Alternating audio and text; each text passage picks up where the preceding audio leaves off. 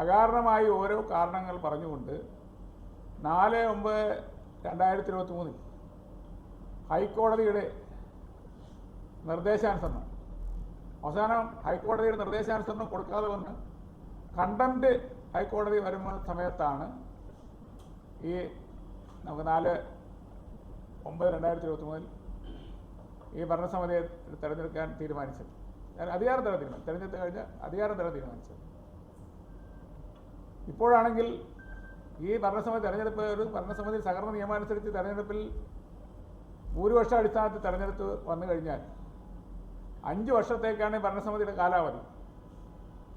5 വർഷത്തേക്ക് കാലാവധി നിലനിൽക്കുമ്പോൾ ഭരണസമിതിയിൽ ഭൂരിപക്ഷം ഉള്ളപ്പോൾ ഇപ്പോൾ നിലവിൽ 11 UDF അംഗങ്ങളും 3 LDF അംഗങ്ങളും മാത്രമാണ് തിരഞ്ഞെടുക്കപ്പെട്ട ഭരണസമിതി അംഗങ്ങൾ. ആ തിരഞ്ഞെടുക്കപ്പെട്ട ഭരണസമിതി അംഗങ്ങളെയാണ് അകാരണമായി ഭരണസ്തംഭനം എന്ന പേരിൽ പിരിച്ചുവിട്ടിരിക്കുന്നത്. അതെങ്ങനെയാണ്? 27-ാം തീയതി ഭരണസമിതിയുടെ യോഗം കൂടിയിട്ടുണ്ട്. ആ ഭരണസമിതി യോഗം കൂടിയതിൽ ഈ പറഞ്ഞ 3 LDF അംഗങ്ങൾ പങ്കെടുത്തതാണ്.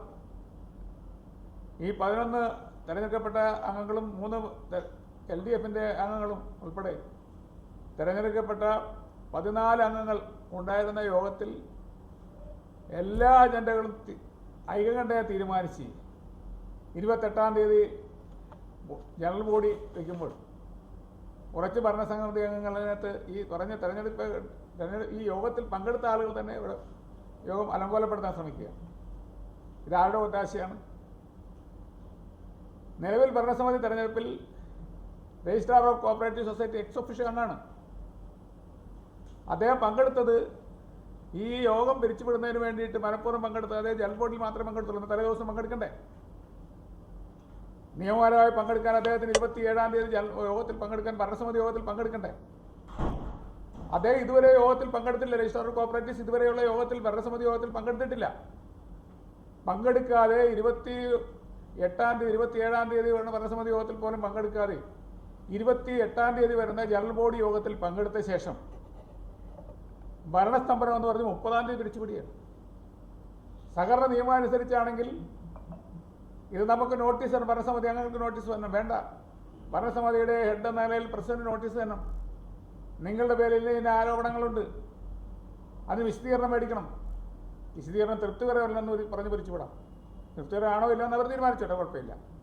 അപ്പോൾ തൃപ്തികരമല്ലെന്ന് പറഞ്ഞ് പിരിച്ചുവിടാൻ അവർക്ക് അധികാരമുണ്ട്. അതിന് ആക്ഷേപമില്ല. ഇത് ഒരുമാതിരി കൊള്ള നടത്തണ പോലെ തലേ ദിവസം വന്നിട്ട് ഒരു ദിവസത്തെ വർണ്ണത്തെ ഭരണസമിതി കോടതി പറഞ്ഞിരിക്കുന്നതാണ്. ബഹുമാനപ്പെട്ട കേരള ഹൈക്കോടതി പറഞ്ഞിരിക്കുന്ന 334/636 നമ്പർ ഉത്തരവിൽ WPC 34/636 ഉത്തരവിൽ പറഞ്ഞിരിക്കുന്നത് ഒരു ദിവസം കൊണ്ട് എങ്ങനെയാണ് ഭരണസ്തംഭനം ഉണ്ടാകുന്നതെന്നാണ് പറയുന്നത്. അതേ ഒരു ദിവസം വന്നിട്ടുള്ളത് ആദ്യമായിട്ടുള്ളൂ.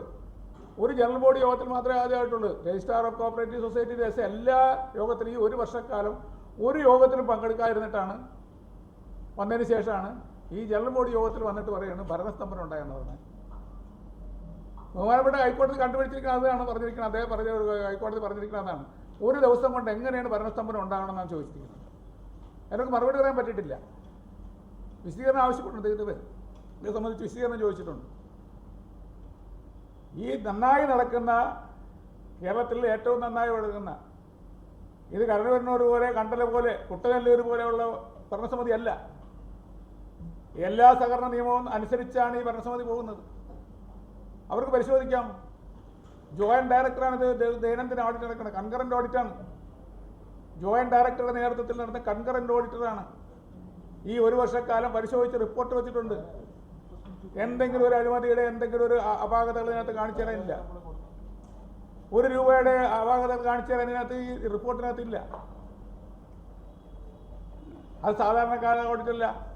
സഹകരണ ഡിപ്പാർട്ട്മെന്റിന്റെ ഏറ്റവും ഉന്നതനായ ഒരു ഉദ്യോഗസ്ഥന്റെ നേതൃത്വത്തിൽ കൺകറന്റ് ഓഡിറ്റ് ദൈനംദിനം ഓഡിറ്റ് നടത്തുന്നതാണ്. ഏതെങ്കിലും കാര്യത്തിൽ അവർക്ക് ആക്ഷേപമുണ്ടെങ്കിൽ പറയാമല്ലോ. സഹകരണ ഡിപ്പാർട്ട്മെന്റ് അവരുടെ കീഴത്തിലുള്ളതല്ലേ. ഈ പറഞ്ഞ രജിസ്ട്രാറുടെ നേതൃത്വത്തിലുള്ള ഭരണസമിതി ഡിപ്പാർട്ട്മെന്റ് അല്ലേ. 35 കോടി രൂപ ലാഭം നമ്മൾ കണ്ടുപിടിച്ചതല്ലോ. സഹകരണ ഓഡിറ്റർ വന്നിരിക്കുന്നതാണ് 35 കോടി രൂപയാണ് ഈ ലാഭം എന്ന് പറയുന്നത്. അഡ്മിനിസ്ട്രേറ്റർ ഭരണം കഴിഞ്ഞ ഒരു വർഷക്കാലത്തെ ഇതിന് മുമ്പ് ഒരു വർഷക്കാലം ഈ പറയുന്ന അഡീഷണൽ രജിസ്ട്രാറായി ഇപ്പോൾ ഇരിക്കുന്ന ജ്യോതിപ്രസാദിന്റെ നേതൃത്വത്തിലുള്ള കമ്മിറ്റിയല്ലേ. ആ കാലത്തേക്കാൾ 6 ലക്ഷം രൂപയാണ് അഡ്മിനിസ്ട്രേറ്റീവ് എക്സ്പെൻസ് കുറവ് ഈ ഭരണസമിതിയുടെ കാലത്ത്. ഈ ഒരു വർഷക്കാലം മുൻകാലത്തേക്കാൾ അഡ്മിനിസ്ട്രേറ്റീവ് എക്സ്പെൻസ് കുറവാണ് 6 ലക്ഷം രൂപ. അപ്പോൾ ഏത് കാര്യത്തിലാണ് നമ്മൾ ഈ ഭരണസമിതി കുറ്റകരമായ കാര്യങ്ങൾ ചെയ്ത? ഏത് കാര്യത്തിലാണ് രാഷ്ട്രീയമായിട്ട് പറയാം? വായ്പയുടെ കാര്യത്തിൽ കഴിഞ്ഞ പ്രാവശ്യത്തേക്കാൾ വായ്പകൾ കൊടുക്കാൻ പറ്റിയിട്ടുണ്ട്. കാർഷിക വായ്പ കാർഷിക റിസർവ് ബാങ്കാണ് കാർഷിക വായ്പ കൊടുക്കാൻ തീരുമാനിച്ചു. നമ്മുടെ ഈ വർഷം കുറേ കൂടി കൂടുതൽ നമുക്കറിയാം, കോവിഡിൻ്റെ കാലഘട്ടത്തിൽ, പ്രളയത്തിൻ്റെ കാലഘട്ടത്തിലും നമുക്ക് മുന്നോട്ട് പോകാൻ കൂടുതൽ കഴിഞ്ഞില്ല. അതുകൊണ്ട് ഈ വർഷം കുറേ കൂടി മുന്നോട്ട് പോകണം എന്ന ആഗ്രഹമുള്ളത് കൊണ്ടാണ് നബാർഡുമായിട്ട് സംസാരിച്ച് കൂടുതൽ കാർഷിക വായ്പ കൊടുക്കാൻ നമ്മൾ തീരുമാനിച്ചു. അങ്ങനെയാണ് ഈ ബഡ്ജറ്റിൽ 3500 കോടി രൂപ കാർഷിക വായ്പ കൊടുക്കാൻ നമ്മൾ തീരുമാനിച്ചിരിക്കുന്നത്. അത് മാത്രമല്ല, നബാർഡ് ചെയർമാനുമായിട്ട് സംസാരിച്ച് അദ്ദേഹത്തിൻ്റെ കേരളത്തിലുള്ള കർഷകരുടെ പ്രശ്നങ്ങളെല്ലാം പറഞ്ഞ് മനസ്സിലാക്കിക്കൊണ്ട് നമ്മൾ അദ്ദേഹത്തോട് പറഞ്ഞു, ഇപ്പോൾ കൊടുക്കുന്ന വായ്പയുടെ പലിശ കൂടുതലാണ്, കുറേ കൂടി കുറഞ്ഞ പലിശയ്ക്ക് വായ്പ തരണം എന്ന് പറഞ്ഞതിൻ്റെ അടിസ്ഥാനത്തിൽ നമുക്ക് പല ലോണുകളായിട്ട് നമുക്ക് കുറഞ്ഞ പലിശയ്ക്ക് 10% കുറഞ്ഞ് വായ്പ തരാമെന്ന് അദ്ദേഹം നമ്മളോട് വാക്ക് പറഞ്ഞിരിക്കുന്നു. ഇത് നമ്മൾ പത്രത്തിൽ കൊടുക്കുമെന്ന് പറഞ്ഞു, ആദ്യം ഞങ്ങൾ കൊടുക്കുമെന്ന് പറഞ്ഞു. കൊടുത്ത ഒരു കുഴപ്പമില്ല, നിങ്ങൾക്ക് പൈസ തരാമെന്ന് പറഞ്ഞു. ഏറ്റവും കുറഞ്ഞ 5.5% 100 കോടി രൂപ തരാമെന്ന് പറഞ്ഞു. കഴിഞ്ഞ മാസം നമുക്ക് സെപ്റ്റംബർ മാസം അതിൻ്റെ 50 കോടി നമ്മൾ റിലീസ് ചെയ്ത് കഴിഞ്ഞു. എങ്ങനെ ഭരണസമ്മേളനം ഉണ്ടാകുന്നത്? 225 കോടി രൂപ നമ്മൾ ഇപ്പോൾ തന്നെ ഈ മാസം നമ്മൾ റിലീസ് ചെയ്ത് കഴിഞ്ഞു. അപ്പോൾ എല്ലാം ചെയ്തുകൊണ്ടിരിക്കുമ്പോഴത്തേക്കും ഭരണസമ്മേളനം എന്നാണ് പറയുന്നത്. ഏത് ഭരണസമ്മേളനം? ഇനി ബഡ്ജറ്റിൻ്റെ കാര്യത്തിലാണ് തുറക്കാം. നമുക്ക് ബഡ്ജറ്റ് ഉള്ളത് മാർച്ച് 31 വരെയുള്ള ബഡ്ജറ്റ് ഈ ഭരണസമിതിക്ക് നിലവിലുണ്ട് ഭരിക്കാൻ. ഏപ്രിൽ മുതലുള്ള ബഡ്ജറ്റാണ് പാസ്സാക്കേണ്ടത്. ബഡ്ജറ്റ് പാസ്സാകണമെന്ന് പറയാൻ ഇനിയും അവസരമില്ല. മാർച്ച് 30 വരെയുള്ള ബഡ്ജറ്റ് നമുക്ക് ഓൾറെഡി പാസ്സായിട്ടുള്ളതാണ്. പുതിയ നമ്മൾ പൊതുയോഗത്തിൽ അവതരിപ്പിക്കാൻ പോകുന്ന ബഡ്ജറ്റ് എന്ന് പറയുന്നത് അടുത്ത മാസം 2025-26 25 ഏപ്രിൽ മാസം മുതൽ 26 മാർച്ച് വരെയാണ് നമുക്ക് കിട്ടേണ്ട ബഡ്ജറ്റാണ് നമ്മൾ അവതരിപ്പിക്കാൻ പോകുന്നത്. അപ്പോൾ എവിടെയാണ് ഭരണസമ്മേളനം ഉണ്ടാകുന്നത്? അപ്പോൾ അതെല്ലാം പൊളിറ്റിക്കലായിട്ട് ഒരു രാഷ്ട്രീയ അജണ്ട, സംഘം പിടിക്കുക എന്നുള്ള അജണ്ട. നന്നായി പോകുന്ന സംഘങ്ങൾ, കേരളത്തിൽ ഇപ്പോൾ യാതൊരു ആശയമില്ലാതെ പോകുന്ന സംഘങ്ങളിൽ ഏറ്റവും മികച്ച സംഘം എന്ന് പറയുന്നത്, കർഷകരെ സഹായിക്കാൻ വേണ്ടിയിട്ടുള്ള സംഘം എന്ന് പറയുന്നത് കാർഷിക വികസന ബാങ്കാണ്. അപ്പോൾ നന്നായി പോകുന്ന സംഘങ്ങൾ പിടിക്കാനായിട്ട്, അവരെ ജൽപ്പടിക്ക് നിൽക്കാൻ വേണ്ടിയിട്ട് ഇതൊരു ഇടതുപക്ഷ മുന്നണിയുടെ ഭാഗം, അല്ലെ പിടിച്ച സഹകരണ വകുപ്പിൻ്റെ സംഘം പിടിക്കേണ്ട ഭാഗമായിട്ടാണെന്നാണ് ഞാൻ മനസ്സിലാക്കുന്നത്. അല്ലെങ്കിൽ ഇതെന്താ ഇങ്ങനെ ചെയ്യേണ്ട ഒരു കാര്യമില്ല. ഏതെങ്കിലും കാര്യത്തിൽ സഹകരണ നിയമം അനുസരിച്ചിട്ട് അവർക്ക് അന്വേഷണം നടത്തണം. ഈ സംഘത്തെ ആശയമുണ്ടെങ്കിൽ 65 എൻക്വയറി നടത്തണം, നടപടിയെടുക്കണം. 68 എൻക്വയറി പ്രകാരം സർചാർജ് ചെയ്യണം. ₹1 ഇതിനകത്ത് ₹1 വ്യത്യാസം ഉണ്ടെങ്കിൽ, അനധികൃതമായി ചിലവാക്കിയിട്ടുണ്ടെങ്കിൽ, അല്ല അനധികൃതമായി എടുത്തുകൊണ്ട് പോയിട്ടുണ്ടെങ്കിൽ അതിന് നിയമപരമായ നടപടിയുണ്ട്. ആ നിയമപരമായ ഒരു നടപടിയും സ്വീകരിക്കാതെ ഒരൊറ്റ അജണ്ട, പൊളിറ്റിക്കൽ അജണ്ടയാണ്. ആ പൊതുയോഗത്തിൽ തന്നെ അവർ തന്നെ പഴയ സഖാക്കളും പറഞ്ഞത് തന്നെയാണ്, ഇതൊരു പൊളിറ്റിക്കൽ അജണ്ടയാണ്, നിങ്ങളുടെ യാതൊരു വിരോധവും ഇല്ല എന്നാണ് പറയുന്നത്. ഈ ഭരണസമിതിയുടെ വിരോധം സംഘത്തിനായതിനെക്കുറിച്ച് പൊതുയോഗത്തിൽ വരുന്ന ആളുകൾക്ക് ആക്ഷേപമുണ്ടെങ്കിൽ അവർക്ക് പറയാം. ഇതിനകത്ത് ഭേദഗതി പറയാം. സഹകരണ നിയമത്തിൽ പറയുന്നത് ബഡ്ജറ്റ് പാസ്സാക്കണം, അത് സ്റ്റാറ്റ്യൂട്ടറിയാണ്, അത് പാസ്സാക്കിയേ പറ്റത്തുള്ളൂ. മറ്റ് സംഘങ്ങൾക്കെല്ലാം പണം കൊടുക്കണമെങ്കിൽ നിയമാനുസരിച്ച് പാസ്സാക്കണം. പാസ്സാക്കുമ്പോൾ അതിനകത്ത് ബഡ്ജറ്റ് കൊണ്ടുവന്നിരിക്കുന്നവർക്ക് നേരത്തെ അമെൻമെൻറ്റ് വരുത്താം, ഭേദഗതി കൊണ്ടുവരാം. ആ ഭേദഗതി കൊണ്ടുവരുന്നതിന് പറയുന്നതിന് പകരം ഞങ്ങൾ ബഡ്ജറ്റ് പാസ്സാക്കില്ല എന്ന് പറയുന്നത്.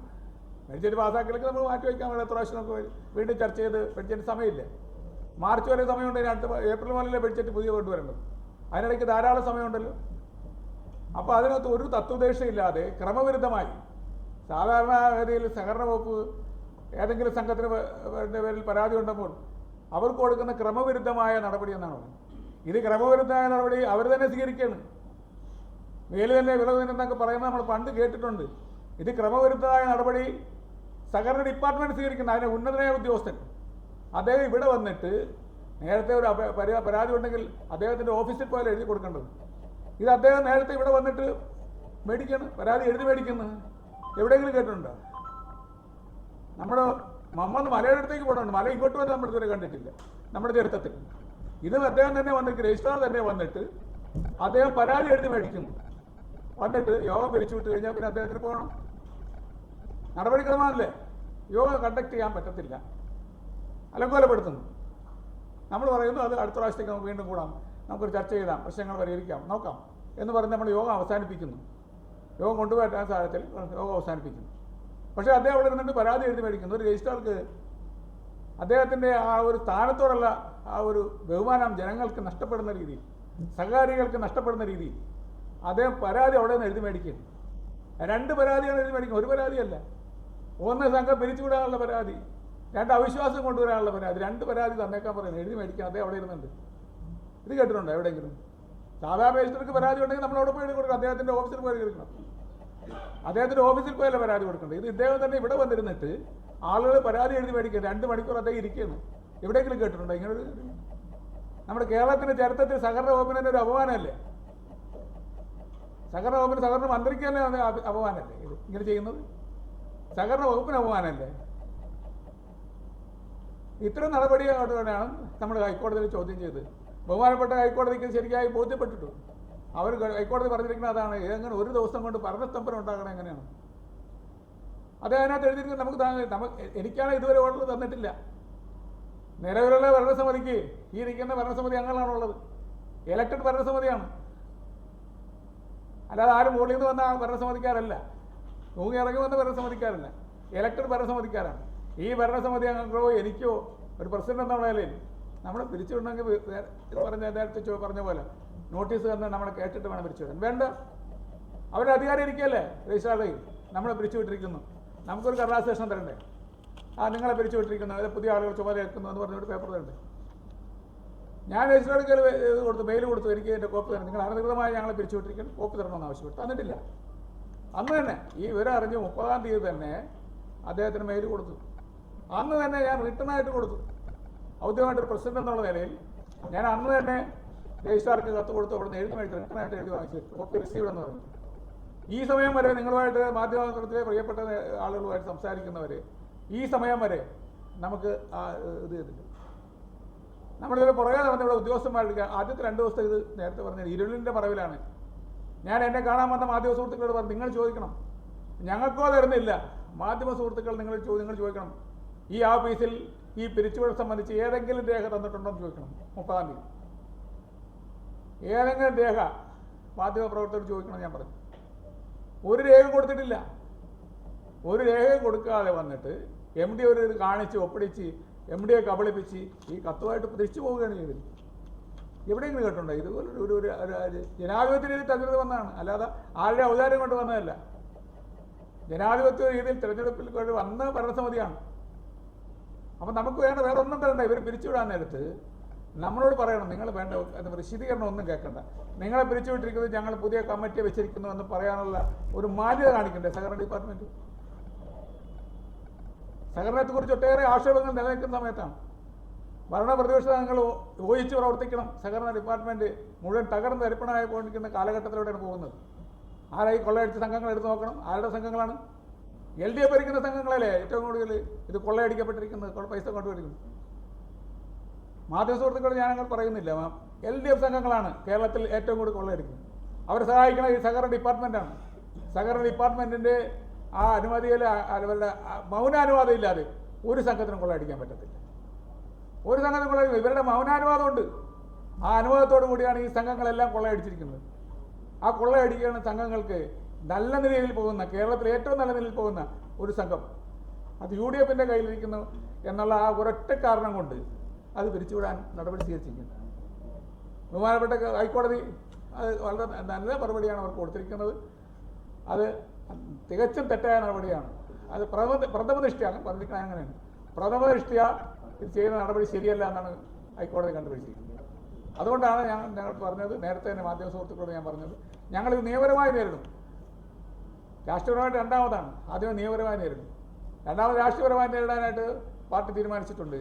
ഇതുപോലത്തെ ഈ അവിശുദ്ധമായ ഇടപാടിനെ കുറിച്ച് രാഷ്ട്രീയപരമായി നേടുമെന്ന് KPC പ്രസിഡന്റ്, പ്രതിപക്ഷ നേതാവ് എല്ലാം അക്കാര്യത്തിൽ വളരെ ശക്തമായി അവർ പ്രതികരിച്ചിട്ടുണ്ട്. രാഷ്ട്രീയമായി തന്നെ ഇതിനെ നേരിടാനും കൂടി തീരുമാനിച്ചിരിക്കുകയാണ്. ഇപ്പോൾ നിയമപരമായിട്ടാണ് അതുകൊണ്ടാണ് ബഹുമാനപ്പെട്ട കോടതി ശരിയായി ബോധ്യപ്പെട്ടതിൻ്റെ അടിസ്ഥാനത്തിലാണ് ഈ ഉത്തരവ് നമുക്ക് കിട്ടിയിരിക്കുന്നത്. ഈ ഉത്തരവിൻ്റെ അടിസ്ഥാനത്തിൽ ഈ ഭരണസമിതി ഇന്ന് അധികാരം ഏറ്റെടുത്തു. അടുത്ത ദിവസം തന്നെ ഇതിൻ്റെ നടപടിയായിട്ട് മുന്നോട്ട് പോകുന്നു. ഇന്ന് അധികാരം ഏറ്റെടുത്ത് എം ഡിയും ജനറൽ മാനേജരും എല്ലാം അവരുടെ സാന്നിധ്യത്തിലാണ് അധികാരം ഏറ്റെടുത്തിരിക്കുന്നത്. കോടതി പറഞ്ഞിരിക്കുന്നത് ഇത് റീസ്റ്റോർ ചെയ്തതാണ്. ഇലക്ടഡ് ഭരണസമിതി തുടരാനാണ് അനുവാദം തന്നിരിക്കുന്നത്. ഇനി 4 വർഷക്കാലം, ഒരു വർഷം മാത്രമേ, 1 വർഷം 1 മാസം മാത്രമേ ഇതിന് കാലാവധി ഇപ്പോൾ ആയിട്ടുള്ളൂ. ഇനിയും ബാക്കി 4 വർഷത്തോളം ശേഷിക്കുകയാണ്. ആ ശേഷിക്കുന്ന കാലാവധിയിൽ ഈ ഭരണസമിതി തന്നെ മുന്നോട്ട് കൊണ്ടുപോകാനുള്ള നിയമപരമായ നടപടിയായിട്ട് ഈ ഭരണസമിതി മുന്നോട്ട് പോകും.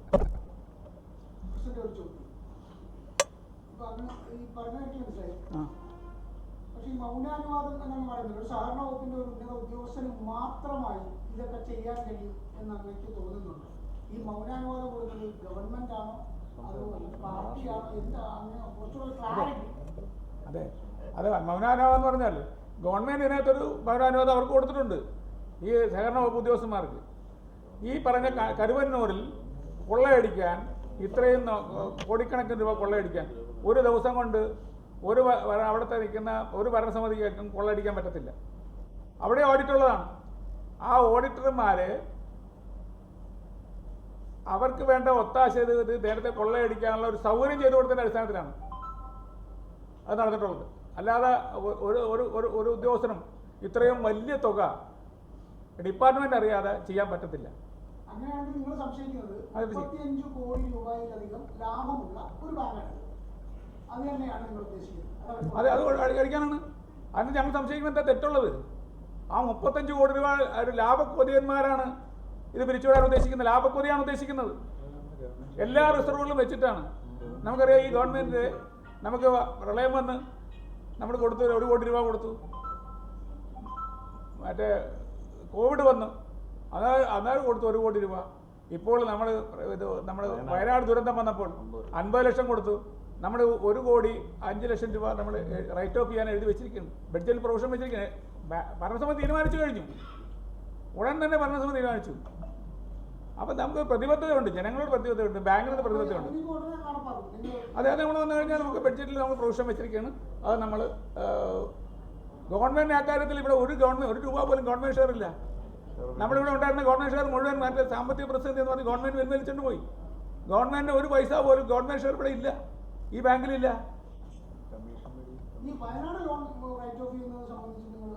ഞങ്ങൾ തീരുമാനം എടുത്തതാണ്. ഭരണസമിതി എടുത്ത് നമുക്ക് ഇത്ര വലിയ തുകയായതുകൊണ്ട് ഇതിനകത്ത് ബഡ്ജറ്റ് പ്രൊവിഷൻ വെക്കണം. അപ്പോൾ നമ്മളിതിനകത്ത് പറഞ്ഞ് ബഡ്ജറ്റിൽ ഇത്രയും നല്ല സഹായിക്കേണ്ടത് നമുക്ക് ബാധ്യതയാണ്. ആരോരുമില്ലാതെ അവരുടെ കിടപ്പാടം നഷ്ടപ്പെട്ടു, ഭൂമി വരെ എല്ലാം ഒലിച്ചു പോയി. അതുകൊണ്ടൊരു മാനുഷിക പരിഗണന വെച്ചിട്ട് നമ്മൾ നബാർഡിനായിട്ട് നമ്മൾ പണം ചോദിച്ചു, കുറച്ച് പൈസ. ഒരു OTS പദ്ധതി പോലെ, OTS സാധാരണഗതി നമ്മൾ OTS നടപ്പാക്കുമ്പോഴത്തേക്ക് നമ്മൾ ഇളവ് കൊടുക്കുന്ന പ്രൈമറി ബാങ്കുകൾ 100 രൂപ കൊടുത്താൽ അതിന് 50 രൂപ നമ്മൾ ഫൈനാൻസ് ചെയ്യുന്ന സ്ഥാപനം എന്നുള്ളതിൽ ആ ഇളവ് കൊടുക്കുമ്പോൾ അതിൻ്റെ പകുതി നമ്മൾ കൊടുക്കും. സംസ്ഥാന കാർഷിക വികസന ബാങ്ക് കൊടുക്കും. പ്രൈമറി ബാങ്കിൽ നിന്നുള്ള ഇളവ് കൊടുക്കുന്നത് അതിൻ്റെ പകുതി അവർക്ക് കൊടുക്കാറുണ്ട്, നമ്മൾ കൊടുക്കും. എന്ന് പറഞ്ഞാൽ നബാർഡിൻ്റെ ഫൈനാൻസിലാണ് ഇത് നടക്കുന്നത്. ഈ ബാങ്ക് നടക്കുന്നത് നബാർഡ് ഒറ്റ ഏജൻസി മാത്രമേ ഉള്ളൂ. നമുക്ക് നബാർഡിൻ്റെ ഫൈനാൻസ് മാത്രമേ ഉള്ളൂ. അപ്പോൾ ആ ഫൈനാൻസ് ഉള്ളതുകൊണ്ട് നമ്മൾ നബാർഡിനോട് പോയിച്ച് ബോംബെയിൽ പോയി അദ്ദേഹത്തെ ആസ്ഥാനത്ത് വെച്ച് കണ്ടു, ചെയർമാനുമായിട്ട് കണ്ട് സംസാരിച്ച് നമുക്ക് അതിൻ്റെ 50% തരണമെന്ന് പറഞ്ഞു. 50% നമുക്ക് തരണമെന്ന് പറഞ്ഞു. അപ്പോൾ അദ്ദേഹം പറഞ്ഞത് മുഴുവൻ നമുക്ക് പറയാൻ പറ്റത്തില്ല. ഈ പറഞ്ഞ ആളുകൾ മരിച്ചതിൻ്റെ പൈസയും തുണി കച്ചവടം നടത്തിയതിൻ്റെ പൈസയും ഭക്ഷണം കൊടുത്തതിൻ്റെ പൈസയും കള്ളക്കണക്ക് എഴുതി പറയാതെ അവർ പറയാണ് കാർഷിക വികസന ബാങ്കിലെ അവിടുത്തെ ബാങ്കിൽ 5 കോടി രൂപ അല്ലെങ്കിൽ 100 കോടി രൂപ ഉണ്ട്, അത് എഴുതി തരണമെന്ന് പറഞ്ഞാൽ കേന്ദ്ര ഗവൺമെൻറ്റിൽ നിന്ന് പണം കിട്ടും. നമ്മുടെ കാർഷിക വികസന ബാങ്കിൽ നിന്ന് മാത്രമല്ല, അവിടുത്തെ പ്രൈമറി ബാങ്കിൽ നിന്നും കേരള ബാങ്കിൽ നിന്നും ഒക്കെ എടുത്തിട്ടുള്ള പൈസ, പാവപ്പെട്ട കർഷകർ എടുത്ത പൈസ അവർക്ക് ഈടാക്കാൻ നിവൃത്തിയില്ലെങ്കിൽ അത് റൈറ്റ് ഓഫ് ചെയ്യണമെന്ന് പറഞ്ഞാൽ ഈസി ആയിട്ട് കൊടുക്കും. പക്ഷേ സർക്കാർ പറഞ്ഞാൽ അതല്ല. അവർ പറഞ്ഞാൽ ശവങ്ങളുടെ കണക്ക്, തുണിയുടെ കണക്ക്, ഭക്ഷണത്തിൻ്റെ കണക്ക്, ഇതൊന്നും നമുക്ക് നേരത്തെ പറഞ്ഞ ക്ലെയിം ചെയ്താൽ കിട്ടുന്നതല്ല. ഈ പൈസ തരേണ്ട ബാധ്യത കേന്ദ്ര ഗവൺമെൻറ്റും സംസ്ഥാന ഗവൺമെൻറ്റുമാണ് റൈറ്റ് ഓഫ് ചെയ്യാനുള്ള പൈസ തരേണ്ടത്. ആ പൈസ റൈറ്റ് ഓഫ് ചെയ്യാൻ തരേണ്ട പൈസ അവരാണ് തരേണ്ടത്. അപ്പോൾ അതുകൊണ്ട് നിങ്ങൾ സംസ്ഥാന ഗവൺമെൻറ്റിനും കേന്ദ്ര ഗവൺമെൻറ്റിനും ആവശ്യപ്പെടണം. എളുപ്പം കിട്ടാനുള്ള അവരെ എസ്റ്റിമേറ്റ് കൊടുക്കുമ്പോൾ എസ്റ്റിമേറ്റ് റേറ്റിൽ ഈ പണമായിരുന്നു അവർ ചോദിക്കേണ്ടിയിരുന്നത്. മുഴുവൻ പണവും കിട്ടുമായിരുന്നെന്നാണ് അദ്ദേഹം പറഞ്ഞു. അതുകൊണ്ട് നബാർഡിന് ഈ പൈസ തരാൻ യാതൊരു മാർഗവും ഇല്ലെന്നാണ് അദ്ദേഹം നമ്മളെ അറിയിച്ചത്. ഈ പൈസ തരുന്നത്. അപ്പോൾ എസ്റ്റിമേറ്റഡ് എന്ന് പറയുന്നത് ഒരു കള്ളക്കണക്കുണ്ടാക്കി കൊടുക്കലല്ല.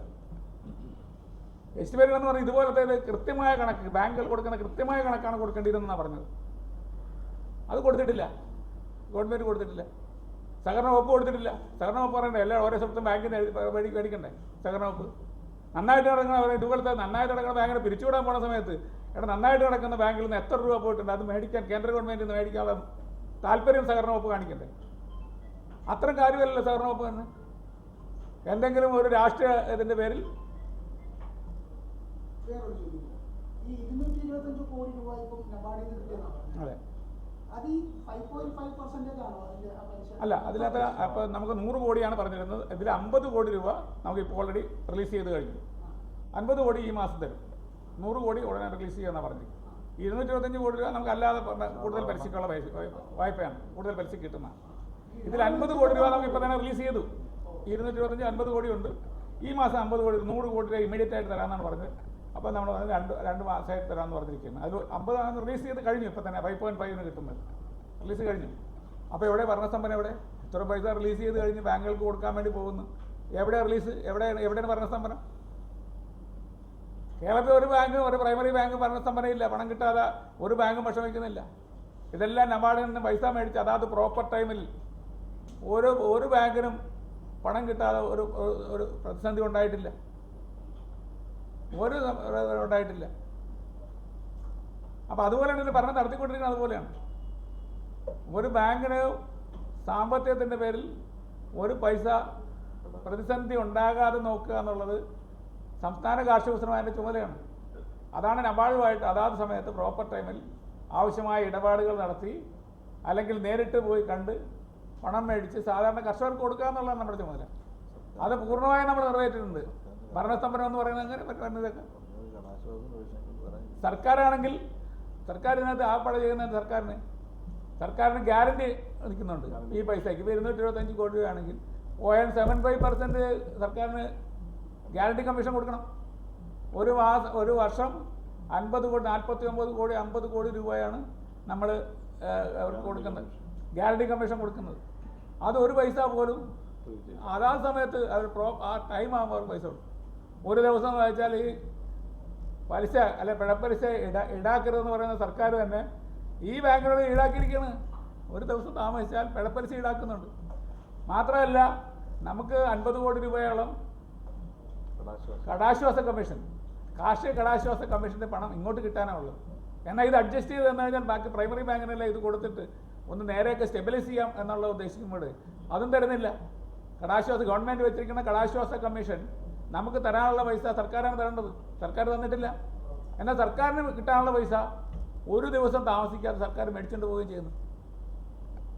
അപ്പോൾ ഈ നമുക്ക് കിട്ടാനുള്ള പൈസ സഹകരണ വകുപ്പ് സർക്കാരിനോട് പറഞ്ഞ് മേടിച്ചു തരണ്ടേ? അതൊക്കെയല്ലേ സഹകരണ വകുപ്പിൻ്റെ ചുമതല.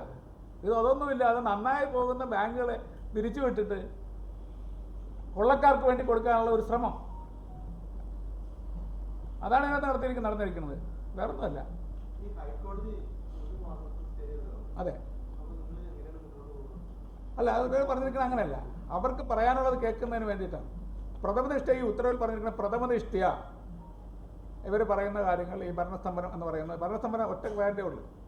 നമുക്ക് തന്നിരിക്കണേ നമുക്ക് തന്നതല്ല, നമ്മളിവിടുന്ന് ലഭ്യമായി കിട്ടിയ അറിവനുസരിച്ചിട്ട് നമുക്ക് ഭരണസ്തംഭനം എന്നാണ് പറയുന്നത്. ഭരണസ്തംഭനം എങ്ങനെയാണെന്നാണ് പ്രഥമനിഷ്ഠ അവർ ചോദിച്ചിരിക്കുന്നത്. ഹൈക്കോടതി ചോദിച്ചിരിക്കുന്നത് പ്രഥമനിഷ്ഠ എന്താണ് എന്നാണ് ചോദിച്ചിരിക്കുന്നത്. ഇതെങ്ങനെ ഒരു ദിവസം കൊണ്ട് ഭരണസ്തംഭനം എങ്ങനെ ഉണ്ടായിരിക്കുന്നത് എന്നാണ് ചോദിച്ചത്. അപ്പോൾ പ്രഥമനിഷ്ഠ ഉണ്ടാകുന്ന കാരണം പറഞ്ഞുകൊണ്ടാണ് ഹൈക്കോടതി ഒരു മാസത്തേക്ക് സ്റ്റേ ചെയ്യുന്നത്. അത് ഹിയറിംഗ് ചെയ്യാൻ വെച്ചിരിക്കല്ലേ? 9-ാം തീയതി ഹിയറിംഗ് വെച്ചിട്ടുണ്ട്. അവർക്ക് പറയാനുള്ള പറയട്ടെ. അല്ലല്ല, ബാങ്ക് പറഞ്ഞിട്ടുണ്ട് റീസ്റ്റോർ ചെയ്യുമെന്നാണ് പറഞ്ഞിരിക്കുന്നത്. ഈ ഭരണസമിതി റീസ്റ്റോർ, തെരഞ്ഞെടുക്കപ്പെട്ട ഭരണസമിതി റീസ്റ്റോർ അധികാരം കൊടുത്തെന്നാണ് പറഞ്ഞിരിക്കുന്നത് ഉത്തരവിൽ. അല്ല, സാധാരണഗതിയിൽ ഇൻ്ററിം ഓർഡറുകളാണ് തരുന്നത്. കേൾക്കുന്ന അന്ന് തന്നെ ഓർഡർ കൊടുക്കുന്നതല്ല, ഇൻ്ററിം ഓർഡറാണ്. വിശദമായി രണ്ട് വിഭാഗത്തിൻ്റെയും വാദം കേട്ടതിന് ശേഷം ഇതിനകത്ത് ഉത്തരവുണ്ടാവും പിന്നീട്. പക്ഷേ കേൾക്കുന്ന ഞങ്ങൾ കൊടുത്തതിൻ്റെ പിറ്റേന്ന് കോടതി കേട്ട് അന്ന് തന്നെ ഇതിൻ്റെ ഒരു അടിയന്തര സ്വഭാവം വെച്ച് അന്ന് തന്നെ ഏറ്റവും ഇമ്മീഡിയറ്റ് ആയിട്ട് ചാർജ് തിരിച്ചു കൊടുക്കാൻ തന്നെയാണ് നിർദ്ദേശം.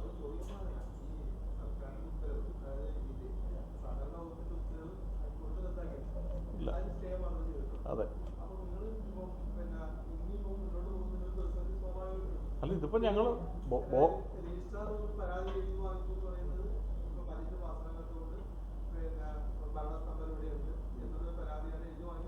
അല്ല, അത് അല്ല, അതാണ് ഈ രണ്ട് വിഷയം കോടതിയുടെ ശ്രദ്ധയിൽപ്പെടുത്തി കോടതിക്ക് മനസ്സിലായി ഇതിന്റെ പേരിലൊരു ഭരണസ്തംഭനം ഇല്ല, അത് ഏറ്റവും പെട്ടെന്ന് തെരഞ്ഞെടുക്കപ്പെട്ട സമിതിക്ക് ഭരണം തിരിച്ചു കൊടുക്കണം. എന്നിട്ട് പിന്നീട് സർക്കാരിൻ്റെയും രജിസ്ട്രാറുടെയും ഒക്കെ വിശദമായ, കാരണം അത് രേഖാമൂലം കാര്യങ്ങൾ എഴുതി കൊടുക്കണമല്ലോ, ഓറൽ സബ്മിഷൻ്റെ അടിസ്ഥാനത്തിലല്ല ഇന്നലെ ഇതെല്ലാം നടന്നിട്ടുള്ളത്. അത് അതിൻ്റേതായ രീതിയിലൊക്കെ നടക്കും. ഇനിയുള്ള മറ്റ് ദിവസങ്ങളിൽ ഈ ഒരു മാസത്തേക്കുള്ളത് അത് സ്ഥിരമാക്കണോ നീട്ടണോ എന്നുള്ളത് ഹൈക്കോടതി തീരുമാനിക്കും.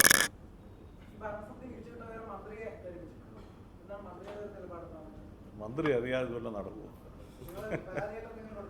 ഞങ്ങൾ മന്ത്രിക്കല്ല, ഞങ്ങൾ കോടതിക്കാണ് പരാതി കൊടുത്തത്. കഴിഞ്ഞ പത്രസമ്മേളനത്തില് പ്രസിഡന്റ് ഈ 7% താഴെ പലിശയ്ക്കൊക്കെ നിങ്ങൾ എന്തൊക്കെ വായ്പ കൊടുക്കുമെന്നൊക്കെ പറഞ്ഞിരുന്നു. അതിനുശേഷമാണ് ഈ പ്രശ്നങ്ങളൊക്കെ ഉണ്ടായതും നിങ്ങളുടെ ഭരണം പോയതും ഇപ്പൊ സ്റ്റേ വന്നിരിക്കുന്നതൊക്കെ. നിങ്ങളിപ്പോ രണ്ടാമത് ചാർജ് എടുത്ത സ്ഥിതിക്ക് ഇനി അതേ വായ്പ പദ്ധതികളൊക്കെ ഞങ്ങൾ ആ വായ്പ പദ്ധതികളുടെ അതിൻ്റെ പ്രോസസ്സ് ചെയ്ത് അതിൻ്റെ പ്രോജക്റ്റ് എല്ലാം കൊടുത്തിട്ട് നീങ്ങിക്കൊണ്ടിരിക്കുകയല്ലേ. അത് ഭരണം പോയാലും ഭരണം പോയില്ലെങ്കിലും ജനങ്ങളോടുള്ള പ്രതിബദ്ധത ഞങ്ങൾക്കുണ്ട്. ഭരണത്തോടുള്ള പ്രതിബദ്ധതയല്ല, ജനങ്ങളുടെ പ്രതിബദ്ധതയാണ്, കർഷകരുള്ള പ്രതിബദ്ധതയാണ്. അപ്പോൾ കുറഞ്ഞ വായ്പയ്ക്ക് കുറഞ്ഞ പലിശ നിരക്കിൽ കിട്ടുന്ന വായ്പകൾ നബാർഡിൽ നിന്ന് വാങ്ങിച്ച് കർഷകർക്ക് കൊടുക്കുക എന്നുള്ളതാണ്. അതിപ്പോൾ നാളെ ഈ ഭരണം പോയെന്ന് വിചാരിച്ചിട്ട് ആ പണം കിട്ടാതിരിക്കണമല്ല, ആ പണം കിട്ടുന്നതിനുള്ള എല്ലാ നടപടികളും സ്വീകരിച്ചിട്ടാണ് ഞങ്ങൾ നിൽക്കുന്നത്. നാളെ പൈസ കിട്ടും, ഒരു പ്രശ്നവുമില്ല, അതിന് യാതൊരു തടസ്സവും ഇല്ല. അല്ല, അതിനെ ഞങ്ങൾ നേരത്തെ ബ്ലോക്ക് ചെയ്യാനും പോകുന്നില്ല. അത് നബാർഡിൽ നമ്മൾ സമ്മർദ്ദം ചെലുത്തി വാങ്ങിച്ചിട്ടുള്ള പൈസയാണ്. അത് ആ സ്കീമിൽ നമുക്ക് പണം തരാമെന്ന് പറഞ്ഞിട്ടുള്ളതാണ്. അതിൻ്റെ പ്രോസസ്സ് നടന്നുകൊണ്ടിരിക്കുന്നത്, അത്രേ ഉള്ളൂ. അത് കിട്ടും, ആ പൈസയ്ക്കൊന്നും അതിന് യാതൊരു തടസ്സവും ഇല്ല. അത് ഭരണം പോയാലും ഇല്ലെങ്കിലും കർഷകരെ രക്ഷിക്കുക എന്നുള്ള ഒരു നമ്മുടെ അജണ്ടയല്ലേ. അതുകൊണ്ടാണ് ഒരു കർഷകരുടെ യാതൊരു താല്പര്യം ഉണ്ടായിരുന്നെങ്കിൽ വയനാട് ദുരന്തത്തിലുള്ള ഈ നമ്മൾ കൊടുക്കുക എന്ന് പറഞ്ഞ വായ്പകൾ അതെങ്കിലും പാസ്സാക്കാനുള്ള ഒരു മാന്യതയും മര്യാദയും ഇടതുപക്ഷം കാണിക്കുന്നത് ഉള്ളതാണ്. അജണ്ടയിലുണ്ട്, ബഡ്ജറ്റിലുണ്ട്. അജണ്ടയിലുള്ളത് ഒരു സപ്ലിമെൻ്ററി ബഡ്ജറ്റൂടെ അതിലുണ്ട്. അതായത് കഴിഞ്ഞ വർഷത്തെ ബഡ്ജറ്റിൽ ഈ വയനാട് ദുരന്തം ഇല്ലല്ലോ, അത് പെട്ടെന്നുണ്ടായ ഒരു കണ്ടിജൻസിയാണ്. അപ്പോൾ അത്രയും പണം കൂടുതൽ ചിലവഴിക്കണമെങ്കിൽ അഡീഷണൽ ഒരു ബഡ്ജറ്റൂടെ വയ്ക്കണം. അതിനകത്ത് ഇവർ ശരിക്കും കാണാതെ പോയൊരു വലിയ കാര്യം, ഞങ്ങളതിൽ പറഞ്ഞിരുന്നത് ഇത്രയും പേരുടെ 1,05,00,000 രൂപ എഴുതി തള്ളും ഇമ്മീഡിയറ്റ് ആയിട്ട്. കാരണം ഞങ്ങൾ വായ്പകൾ കൊടുക്കുന്ന ഒന്നും ഡോക്യുമെൻ്റ് ഇല്ലാതെ കൊടുത്തിട്ടില്ല. കാരണം വസ്തു വീടിന്മേലല്ലാതെ കാർഷിക ബാങ്കുകൾക്ക് ലോണില്ല. അപ്പോൾ അവിടെയുള്ള ഇത്രയും രൂപയുടെ ഇവരുടെ ഡോക്യുമെൻറ്റുകൾ അവിടുത്തെ പ്രൈമറി ബാങ്കുകളിൽ ഇരിക്കുകയാണ്. ഞങ്ങൾ പറഞ്ഞത് ഇമ്മീഡിയറ്റ് ആയിട്ട് ഇവർക്ക് തിരിച്ചു കൊടുക്കും. ഇത് ഞങ്ങൾ എഴുതി തള്ളിയാൽ പെട്ടെന്ന് അവർക്ക് ഡോക്യുമെൻ്റ് തിരിച്ചു കിട്ടും. ഡോക്യുമെൻ്റ് തിരിച്ചു കിട്ടാതെ അവർക്കാർക്കും മറ്റു തരത്തിലുള്ള ഒരാശ്വാസത്തിനും അപേക്ഷ കൊടുക്കാൻ പറ്റത്തില്ല. കാരണം ഇവരുടെ എല്ലാം വസ്തുക്കൾ പൂർണ്ണമായും നശിച്ചവരുണ്ട്, ഭാഗികമായി നശിച്ചവരുണ്ട്. അപ്പോൾ അവരുടെ ആധാരം പ്രസൻറ്റ് ചെയ്യണമെന്നായിരിക്കും അടുത്ത മറ്റു കാര്യങ്ങൾക്ക് വേണ്ടി വരുന്നത്. അതുകൊണ്ട് ഏറ്റവും പെട്ടെന്ന് അവരുടെ ആധാരങ്ങൾ തിരിച്ചു കൊടുക്കുക എന്നുള്ളതാണ് പറഞ്ഞത്. ഇത് ഇന്ന് താമസിച്ചാൽ അതിലൂടെ ഉള്ള താമസം എടുക്കും എന്നതൊഴിച്ചാൽ ഈ തീരുമാനം നടപ്പാക്കുക ഒരു അംശവും വേണ്ട. അവരിനി വായ്പ തിരിച്ചടയ്ക്കേണ്ട. പക്ഷേ അതിനൊപ്പം ഞങ്ങൾ മനസ്സിൽ ഉദ്ദേശിച്ചത് അവർക്ക് ഏറ്റവും പെട്ടെന്ന് ഈ വസ്തുവിൻ്റെ രേഖകൾ അവരുടെ കൈവശം എത്തിക്കുക എന്നുള്ളതാണ്. അതിനെയാണ് ഇപ്പോൾ താമസിപ്പിച്ചിരിക്കുന്നത്. ബഡ്ജറ്റ് ഇനി പാസ്സാക്കാനുള്ള സമയമുണ്ട്. അല്ല, ഇത് സൈമൾട്ടേനിയസ് ആയിട്ട് ചെയ്യേണ്ട കാര്യങ്ങളാണ്. ഞങ്ങൾ എടുക്കുന്ന ഈ തീരുമാനത്തിന് ഗവൺമെൻറ്റിൻ്റെ അനുമതി വേണം. ഈ ബാങ്ക് ഇതിന് ചിലവഴിച്ച് ഇവിടെ കെട്ടിടം പണിയണമെങ്കിലും രജിസ്ട്രാറുടെ അനുമതി വേണം. അതിന് ഞങ്ങൾ ഈ തീരുമാനമെടുത്ത് സർക്കാരിൻ്റെ അനുമതിക്കായി കൊടുത്തിട്ടുണ്ട്. ഇതൊരു സാങ്കേതികമായ കാര്യമാണ്. ഇവിടുത്തെ ബഡ്ജറ്റിലേക്കൂടെ അത് ഉൾപ്പെടുത്തുക എന്നുള്ളത്. അത് ഈ വർഷം ഉൾപ്പെടുത്തില്ല, അടുത്ത ബഡ്ജറ്റിലാണെങ്കിലും വരും. അതിന് കുഴപ്പമൊന്നുള്ള കാര്യമില്ല.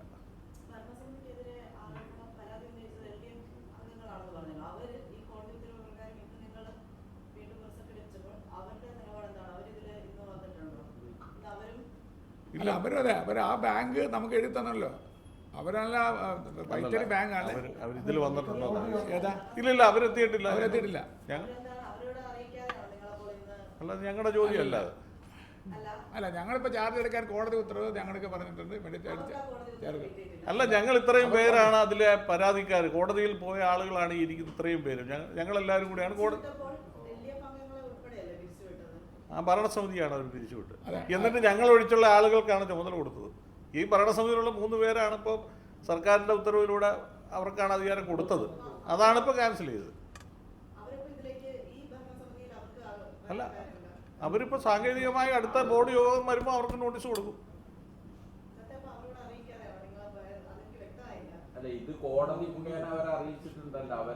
അവർ പരാതിക്കാരല്ല.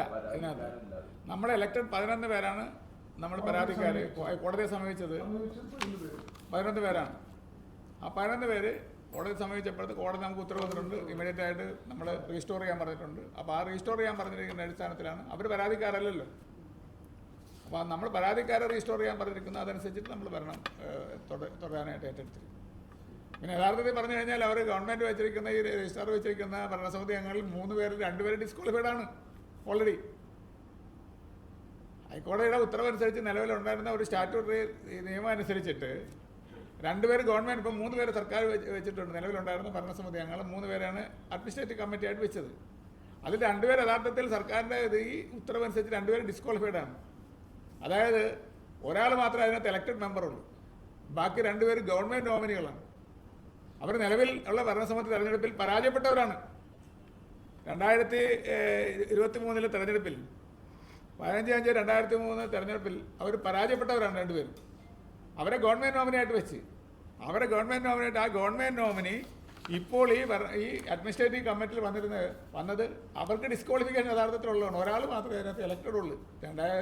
2023 വന്ന തെരഞ്ഞെടുപ്പിൽ ഇലക്ടഡ് മെമ്പർ എന്ന് പറയുന്ന ഒരാളെ ഉള്ള ഞങ്ങളെല്ലാവരും ജയിച്ച തെരഞ്ഞെടുപ്പിൽ തോറ്റ ആളുകളാണ് അവർ. ആ തോറ്റ ആളുകളെ ഈ കമ്മിറ്റിയിൽ വെച്ചിരിക്കണം. അതാണ് അതിൻ്റെ ഒരു ഏറ്റവും വലിയ പ്രത്യേകത. അതാണ് ശരിക്കും നിയമപരമായിട്ട് അത് തെറ്റാണ്. തെറ്റുകളാണ് മറ്റേ ഈ പറയുന്ന ആൾ നമുക്ക് വന്നിരിക്കുന്ന ഈ അഡീഷണൽ രജിസ്ട്രാർ എന്ന് പറയുന്ന ആളുകൾ തെറ്റ് മാത്രമേ ഇതുള്ളൂ. സഹകരണ വകുപ്പ് ശരി ചെയ്യാനാണ് സാധാരണ നമ്മളൊക്കെ പഠിപ്പിക്കാറുള്ളത്. ഇത് തെറ്റ് ചെയ്യാനാണ് പഠിപ്പിച്ചിരിക്കുന്നത്. എല്ലാം തെറ്റായിട്ടാണ് ചെയ്തിരിക്കുന്നത്. നമ്മൾ സാധാരണ ശരി ചെയ്യാനാണ് പഠിപ്പിക്കുന്നത്. നമ്മൾ തെറ്റായിട്ടുണ്ടെങ്കിലും തെറ്റാണ്, അത് ശരിയാണ് പഠിപ്പിക്കണമെങ്കിൽ ഇവർ തെറ്റ് ചെയ്യാനായിട്ട് പ്രേരിപ്പിച്ചിരിക്കുന്ന ഏറ്റവും അവസാനത്തെ ഉദാഹരണമാണ് ഈ കമ്മിറ്റി. മത്സരിച്ചവർ ഇവർ മത്സരിച്ച് തോറ്റവരല്ലേ? അതെ, അല്ല ഇവരെല്ലാം ഈ പിൻവാതിൽ നിയമനത്തിന്റെ ആളുകളാണല്ലോ. അപ്പൊ ജയിക്കുകയില്ലാത്തവരെ എത്തിക്കാനുള്ള മാർഗമായിട്ട് ഇതിനെ ഉപയോഗിക്കുകയാണ്. അത്രേ ഉള്ളൂ. അതിനകത്തൊരു ധാർമ്മികമായ ഒരു വശം കൂടിയില്ലേ?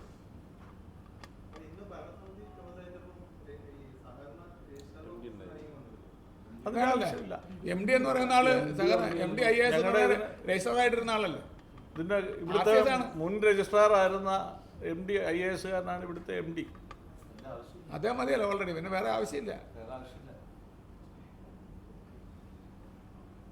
അദ്ദേഹത്തിന്റെ സാന്നിധ്യത്തിലാണ് നമ്മൾ ചാർജ് എടുക്കുന്നത്. നന്ദി പറഞ്ഞു.